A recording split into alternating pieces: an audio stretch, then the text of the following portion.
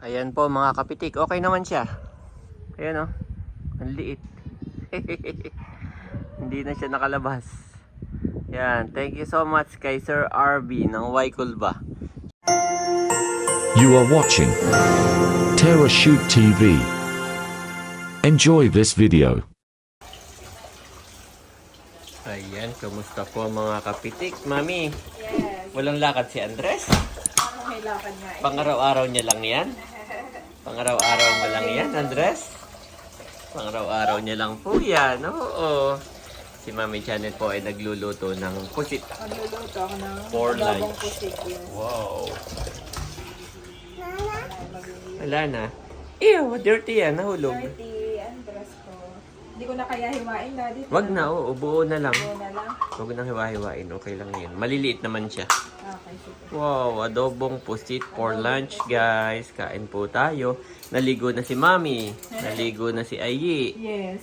Naligo na si Si Bobby. tulog na, Dad. Si Daddy na lang ang hindi naliligo. Ito ang aking paborito ko dyan. Talas nga naman yan. At ayan mga kabeshi, ito na po ang ating mga ingredients ng ating adobong pusit. Sitaw, kalamansi, at aking gigisahin yung mga sibuyas, kamatis, luya, bawang, at siling haba. Mabilis lamang po ito. Napakabango ka mga kabeshi ng kamatis. Nilisa ko pa lamang ay masarap ng lagyan lamang ng itlog. And mga kabeshi, ready na ang ating kamatis. Ilalagay ko na po ang pusit. Isasabay ko na rin ang sitaw. Kaya na, ilagay ko na ang mga pusit. Ito na mga sitaw. At saka ako titimpihan ng ating mga pampalasa. Wow! At ayan mga kabeshi, papakuluin lang natin for about 10 minutes. Huwag masyadong overcook ang squid para hindi makunat. Napakasarap. Tingnan. Excited na ako sa aming lunch. Nalagyan ko na po ito ng mga pampalasa at saka kalamansi. Tapos masarap daddy ang squid sa ano, no? Yung kapag nakachempo ako ng malalaking squid ay masarap din siyang ihawin. Takpan mo muna nang maluto yung gulay, Ma'am. Sige. Ito naman pong aking assistant ay kung ano na nang kinuha akin na, Mami. Akin na, babalik ko doon. Ito mga kabeshi, luto na po ang ating adobong pusit na may sitaw. Kakain na tayo. Salamat sa pagkain ito. Pagpalain mga puwit at may kalakasan ng aming katawan. In Jesus' name, say Amen. Amen! Wow, excited daddy si Ai. Nakaluto na po si Mami Ito Janet. ating adobong pusit. Kanilang ulam at sila daw ay magpipiknik. Yes. Kalong-kalong ko po si Bobby. Ikaw daddy, kain ka na. Oo, mauna na kayo. Thank you, Lord.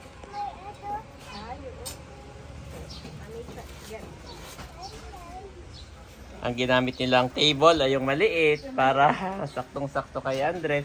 At si Andres ay pinalitan ni Mami ng damit. Kasi kanina yung nakapolo na medyo white, no? Ay baka mangitim at ang ulam ay pusit. Kain na, Andres. Ano daw? Ato. Kakain na. Eat na. Mami, eat. Ito na sa'yo, oh. Para daw anak ng Amerikano, yung inano ko yung reels na nandun siya sa likod ng Or sasakyan. ano? Kain po tayo. Okay, eat na. Okay, look at Mami, oh. Mami, eat. Ano, Mami? Masarap naman. Chewable. Hindi maganit. Yung parang goma. Kain po tayo. Sarap ditong kumain, Mami. Laking tulong talaga nitong pag may puno, no? Laking tulong niya. Dahil may isa pa tayong puno dyan, eh. No? Dito? Oo. Ano kaya maganda itanim dyan? Yung nabunga uli. Si Andres ay naglaro na. Yes. Gusto niya ako makain lahat. Yes. Kaya lang hindi pa nga. Diba? Ako si Bobby Daddy. Nababother siya kapag kayo lang ang nakain tapos kami ni Bobby hindi. Ako na si Bobby. Ayan po ang pusit ni Mami. Sarap dahil. Yes. Mm. Kain po tayo.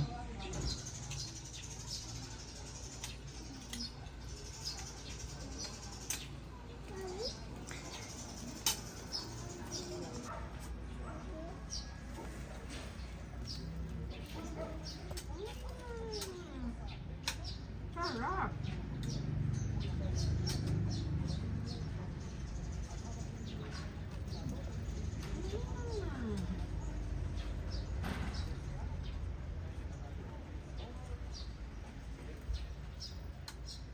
Ayan na po si Bobby. Kakain na rin ako, Mami. Okay. Ano tayo lahat?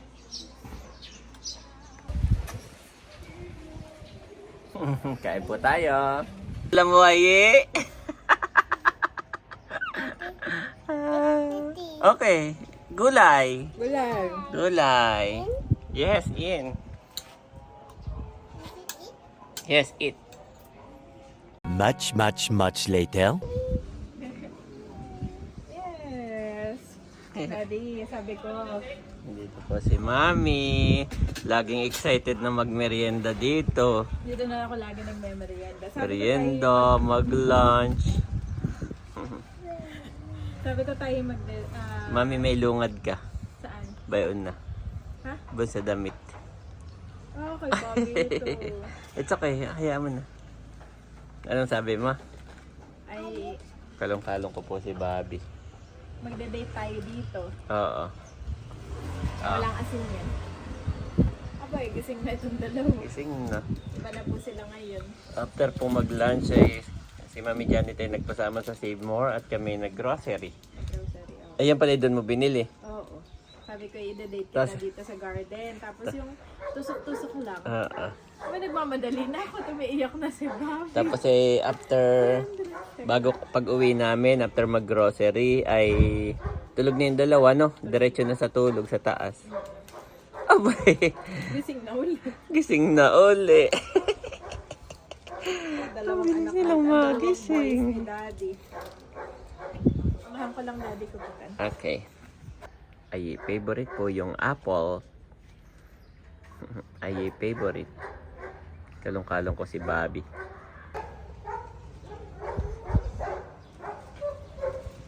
So yung Daddy dito pa, tayo mag-date pa din. Sarap nga naman po nitong aming garden, guys. Kasi pagdating ng alauna, ay malilong na po dito. Nandito na yung araw. Oh. So ngayon po ay 4 p.m. 4 p.m. Ay lalo na pag 4 p.m. Oo. Lalo nang malilong. Pero dito, Mami, alauna pa lang sabi ko ay malilong na. No? Nandito na po yung araw. Nandito na Hindi nakita. Mabilis. Daddy, tikman mo na. Wow. Sige, ikaw na. At kalong-kalong ko si Bobby. Oh, yan yung binili mong kimchi. Okay na. Anong tawag dyan? Kimchi. Kimchi. O pag gusto mo ng ketchup na to. Oh. Andres, eat yours. Meron Ganyan yung kay Andres, ah. Ba't naman dito nagkalangaw, no? Sa iyong camping site. kayo. Palitan ko kaya yung background. Ano bang gusto mo? Bundok? Dagat? Drinks ka din. Anong gusto mo aming background? Huh? Bundok na lang? Overlooking? Kasi ito dating kimchi. Pwede mo ilagay din. Oh. Oh? Sarap. Tikman mo. Hindi mo pa natitikman tong kimchi na ito. Yummy. Aha, pala niyan. Hindi pwede ito kay Andres. Kasi daddy may konti na lang naubo. Effective yung background. Yes. Hi! Kiss Bobby! Kiss Mommy! Daddy! Kiss Daddy! Love Bobby! Love! Love Mommy! Okay Okay, eat mo na yung apple. Eat na yung apple.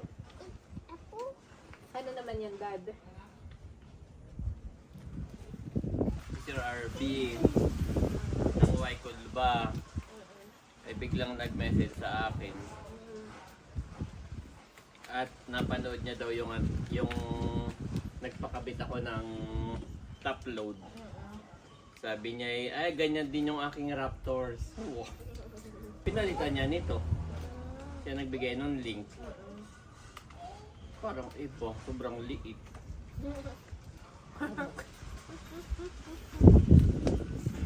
Yan sa likod na antena, no? Parang ang liit naman ito. Tingnan mo yung antena. Oh, liit. Ang liit. Gagana kaya ito? Try mo. Legit kaya yung nabilhan ko.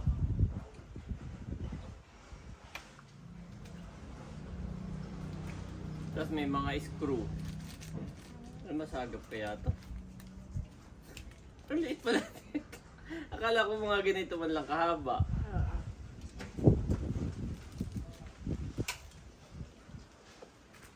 Liit, parang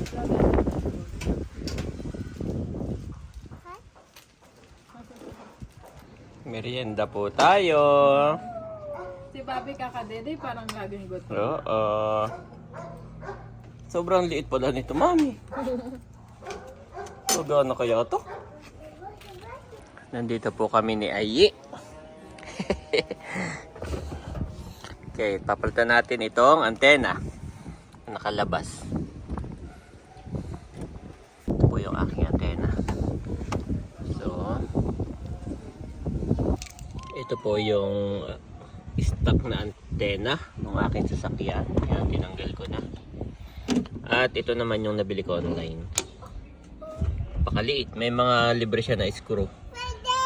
Siguro kung alin ang tatama sa inyong sa inyong sasakyan, kaya marami siyang free na screw. So ito tinry ko yung isa pinakamaiksi.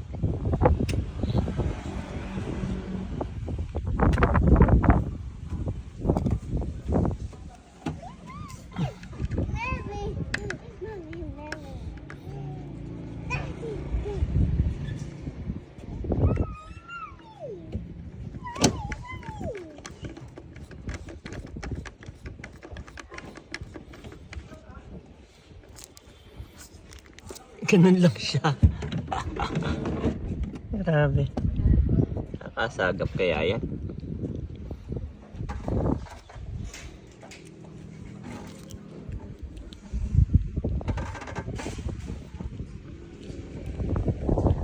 Lagyan ko kaya ng lalagyan ko ng gas ng goma para hindi pasukin ng tubig.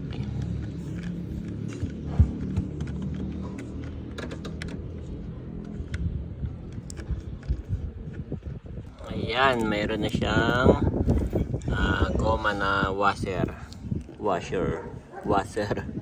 or gasket.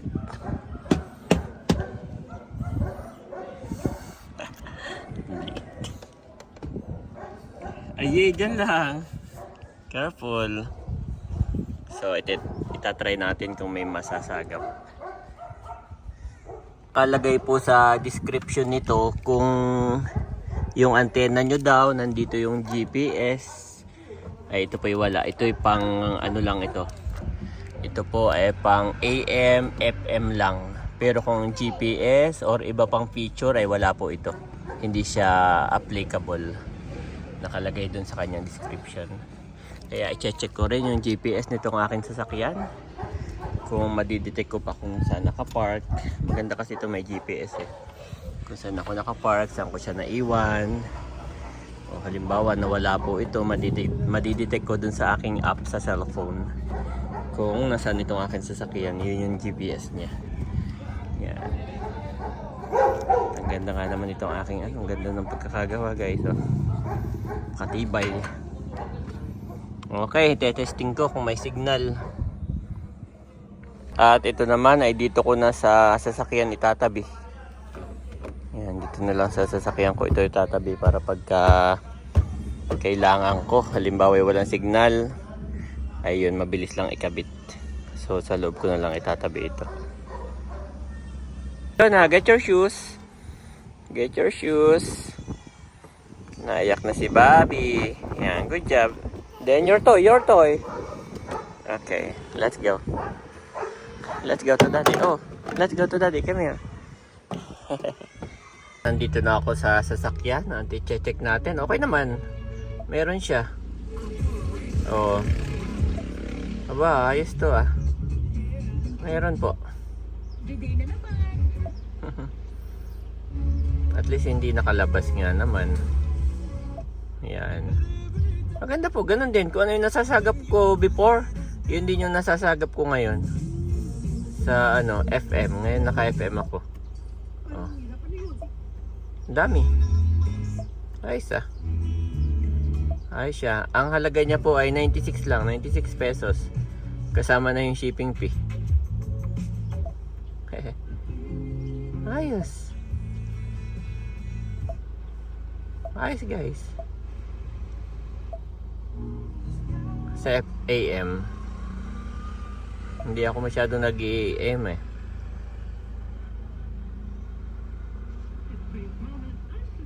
Meron din AM. Meron din. Oh. Ayos. Ayos po. Ayos. Meron din guys. Ayos. Ayan po mga kapitik. Okay naman siya. Ayan oh. Ang liit. Hindi na siya nakalabas. Yan. Thank you so much kay Sir RB ng Waikulba. Siya po ay nag-message sa akin. Sabi niya, kapitik, try mo to. Yan din yung gamit ko. O, ngayon nga naman, di na siya sagabal. Tapos, tinry ko na rin po yung sa kanyang GPS. Dito sa aking apps, ay nadidetect pa rin yung aking sasakyan kung saan ako nakapark. Yung live na GPS niya, okay naman po. Ibig sabihin po, ang GPS nitong sasakyan ay wala doon sa antena. Nandito yun mismo sa system ng sasakyan ng kanyang GPS. Kasi nga naman, kapag doon mo ilalagay yung GPS, pag ninakaw yun, madali siyang nakawin, wala na. Kaya tama lang na wala doon yung GPS. Yan. Okay po. Okay siya guys. Nadidetect ko na kung hindi nagalaw yung GPS, pero yung AM, FM ay okay na okay din. Talagang nandito po si Andres sa loob. Wala kasang signal. Kakatuwa. Humble yourselves, therefore, under God's mighty hand, that he may lift you up in due time. 1 Peter 5-6 Niv.